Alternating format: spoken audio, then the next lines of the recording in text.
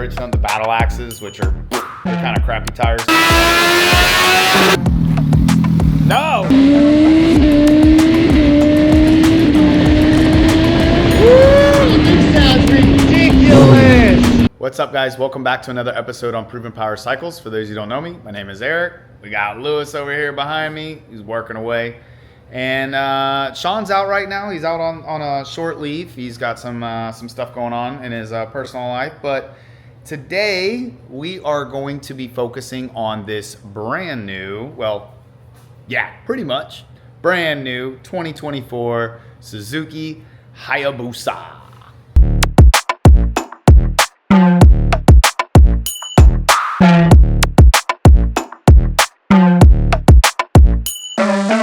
So on this bike, we are going to do yet another Brock's cam install, the super stock cam. And we're also going to lower this bike. We're gonna fit it with some new tires, some new shoes here. Right now it's on the Bridgestone, the battle axes, which are, they're kind of crappy tires, to be honest with you. We have seen a lot of crazy issues with these battle axes. And we don't really recommend them, to be honest with you guys. So even that's for even new bikes. Honestly, we've seen some of the new bikes blow these tires out almost within the first couple thousand miles. Now, I'm not saying that to incite panic or trying to scare you guys, but I used to vouch for these tires. I was like, they're good tires, they're good tires.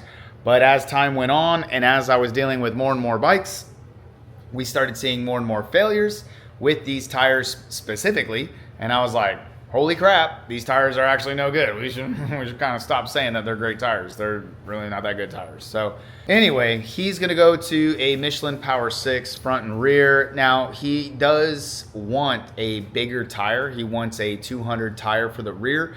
And I'm noticing a lot of the Busas and a lot of the 14 guys, they kind of want that like wider tire look, but ultimately a 255, it's just gonna look like a bigger overall tire, like it's taller, it's wider. You know, it's all these things. So it's going to just look like kind of like a bigger tire, but it's not a 240. You know, some of the guys, you guys want that flatter profile, that wider looking tire. If you were to go with that, I would kind of more or less, typically I would put you guys more on like, even like a Drag Max or something, you know, or something. Yeah, they're a little flatter. So basically they have that wider aspect ratio versus a more conical tire, which is what this 255 is going to be. It's going to be pretty conical. And, you know, but we'll see. Different folks for different strokes. You know, everyone has their taste. Everyone kind of has their goal that they're trying to hit. He is going, we've already got most of the kit here. I figured I got a little impatient and I was like, I got to film it. We got to baseline in this thing already. So we're still waiting on the last little bit of his parts. We thought we had everything in stock. Turns out we just needed to order the clip-ons. So basically the bars. So there's bars that go into this. Whenever you're trying to lower these, there are different ways of lowering it. Okay, we know there's more than one way to skin a cat, right? So there are ways to get rid of this. The HTP makes a kit. Brock's makes a kit. But our good buddy Johnny down at Exoticycle, he's been making these top triple tree clamps now for some time. And long story short, they fit on the Gen 3s as well as the Gen 2s. So we, as well as the Gen 1s. So we said, screw it. We're going to go with those. So we're going to put those on there with the Vortex bar ends, or bars rather. So we're going to swap all the hand controls, the clutch master, the brake master cylinder over there. We're going to get all of these things swapped over to this other component, to this other triple tree, so that we can actually lower this bike. So, and as you notice here, we got the kickstand, the lowering link as well. We're waiting on that to come in. And I think that's it. So we have tires, the lowering link, and the Vortex bars that we're all waiting to come in. So they should be in soon, but the rest of the stuff we have here. What we're gonna do today, we're actually gonna get a lot done today, but what we're gonna do today, we're gonna get this thing on the dyno next. You guys will see it on the dyno next. We're going to baseline this thing. We're going to see what it does. Now, I know we've ran these plenty of times in the past. I get it, guys. We've made a lot of videos on these, but it's always interesting to see new and different components to this. One of which is the Yoshimura, the AT2 exhaust system. This is not a very common exhaust system to run on the bigger bikes like the Busas. We don't see it very much. And when we do see it, I enjoy doing different setups because, again, this is new data. This is a different day, different exhaust system. Now, we have other mods that are still the same, and we're still waiting on our velocity stacks to come in that we've kind of, that we are indeed. We're still waiting on those to come in so we can actually fit those on one of these bikes and do some testing with it. But for the meantime, we're still going to be using the BT Moto stacks for right now.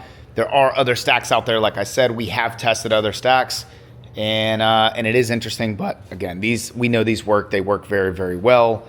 So we decided to go with the BT Moto stacks. So with that though, guys, let me go ahead and get this thing over to the dyno. We're kind of running out of daylight here. I'm going to get it over to the dyno and get it back over here so Lewis can start chipping away at this thing and doing what he does best.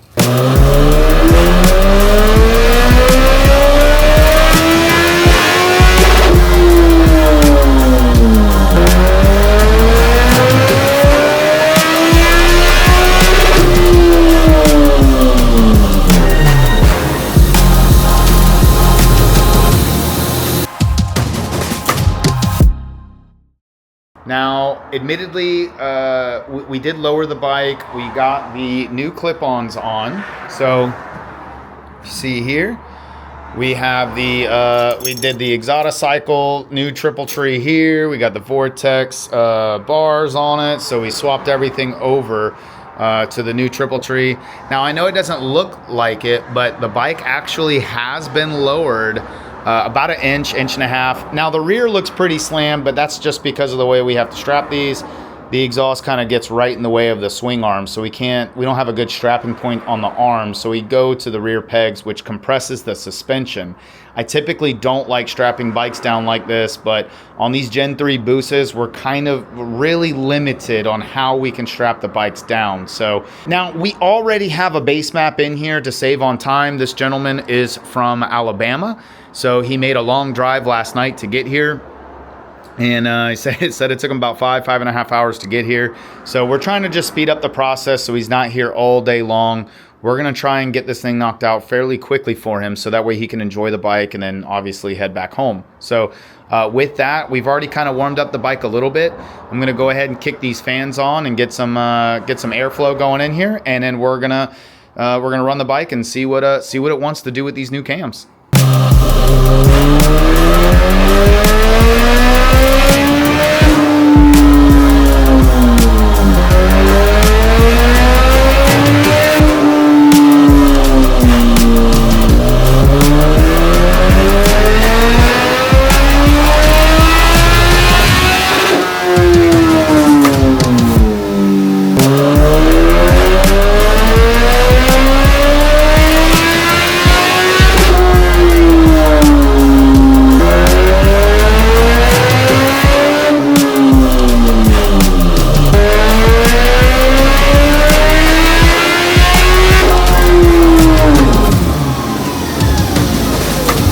Alright guys, so we finally got that Busa all wrapped up.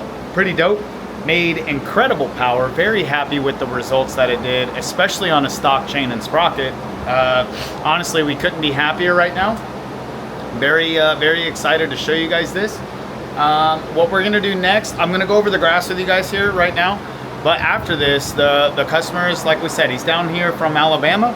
He brought his helmet, so we're gonna let him go for a ride for a little bit. Let him enjoy the bike, see what he thinks, go for a full test. When he comes back, we'll get his reaction. We'll go over all that with you guys and kind of see what he has to say about the bike. I think he's gonna be absolutely thrilled with this. So let's go over the grass real quick with you guys. All right, so when he came in, we started with 171 wheel horsepower with 104 pound-foot of torque.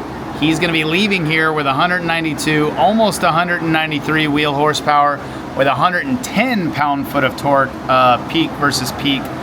But interestingly enough, now we've gone over this a million times with you guys, but the Busa is here at this top end. Everybody's used to this drop right here in power, right? So in this particular case, look at the difference between that drop off and now what the new cams and the stacks are doing, all right? He went from 158 to 192. That is a 33 wheel horsepower jump. 33 wheel horsepower jump at 10.7. Massive for a Busa. 33 wheel horsepower. Let that sink in, guys. 33 wheel. Crazy. Let's go ahead and take here going up to the high RPM at 9,000. This is like a higher mid-range RPM. We still had gains of roughly 18 wheel, 18 wheel horsepower gains and about 10 pound-foot of torque. Again, these are really big gains, everybody. This is really big, all right? Air fuel, spot on. I'm super happy with the way the air fuel played out, flat as can be. Before we had this roller coaster, he was running very lean at low end, and then he went very rich at top end. So now he did say the bike was not tuned. He had a power commander on it, but he doesn't know if it was tuned or not. He's not sure. So I want to say he installed it and that was it. I'm not really sure, but we'll get that later on. I'll ask him and have him divulge in that. But look, we have zero power loss with the cams, zero. Normally with a larger cam profiling, you're gonna lose a little bit of low end and you'll pick it back up going up into this mid-range and then you'll gain it all up here in the top end.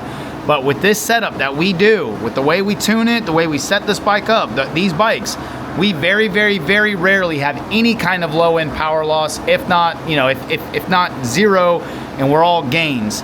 In some circumstances, depending on what we change, we may lose a little on this low end, but keep in mind, I'm stabbing the bike. In other words, I am full throttling it at a low RPM. Most of the time, we're not slapping 100% throttle until we're closer to this 6,000 to 7,000, sometimes even later, sometimes around 8,000 to 9,000 range. So with that, guys, when you change that air velocity at that low RPM, you're not gonna have a power loss per se because you're rolling into the throttle. The velocity is better. We're dumping a ton of volume. We don't have the velocity built up necessarily all the time. So sometimes you'll have that power loss at that low RPM just because I'm stabbing it on the dyno. But all in all, very happy with these results. Like I said, the next thing is we're gonna pull this off the dyno. We're gonna go ahead and let him go on some joy rides and on a joyride rather, and see what he has to say about the bike.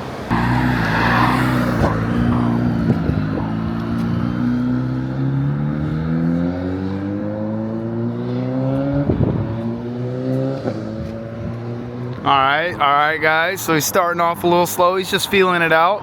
So a lot of times when people are leaving here, they don't know what to expect with the bike, so they're not necessarily trying to break speed records, which again, and we also don't want them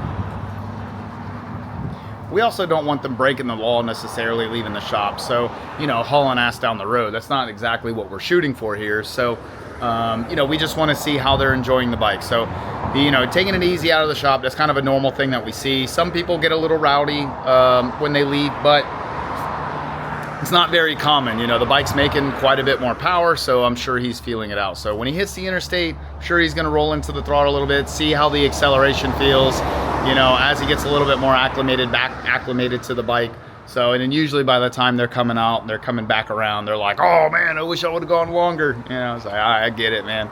So, and it's a beautiful day right now. It's like mid 70s. It's an absolutely beautiful day here. So he should be, I'm sure he's gonna want to probably ride the bike back home.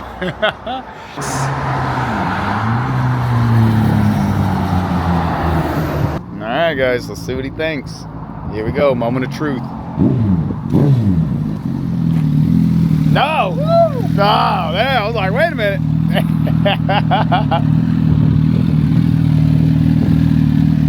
Yeah, it's a little different from the OEM one.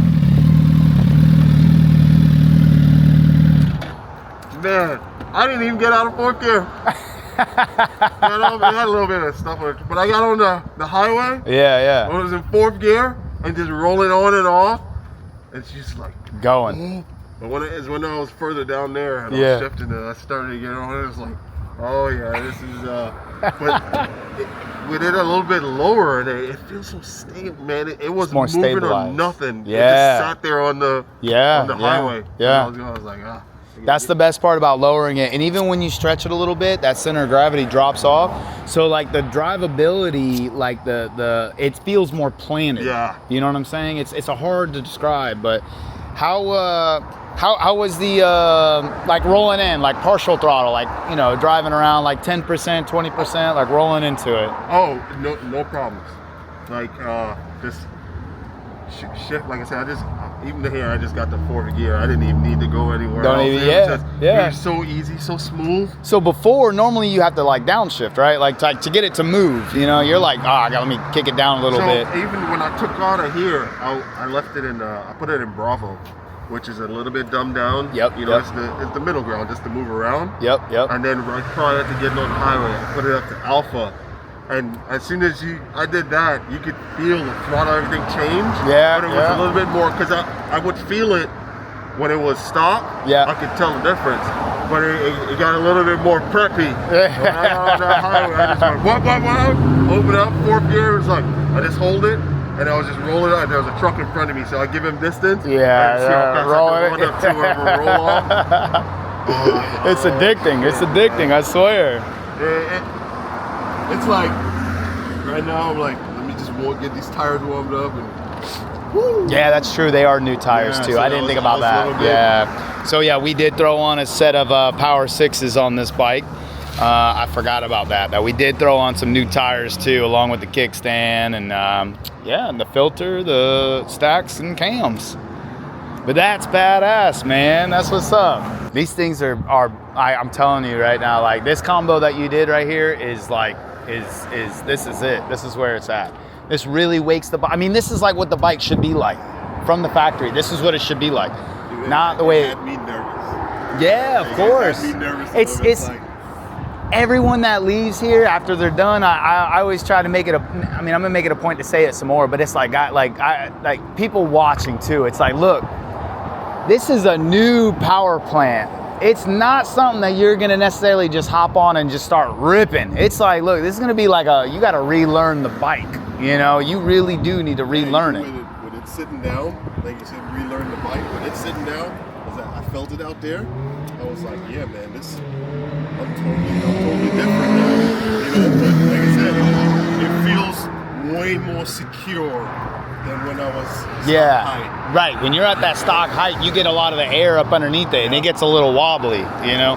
Once you lower it a little bit, like I say, when you go and you start stretching out a little bit, it's gonna feel so plain. You're gonna have the confidence goes up because you're like, all right, I'm not worried about it starting to lift on me, you know. But badass, brother. Hell yeah.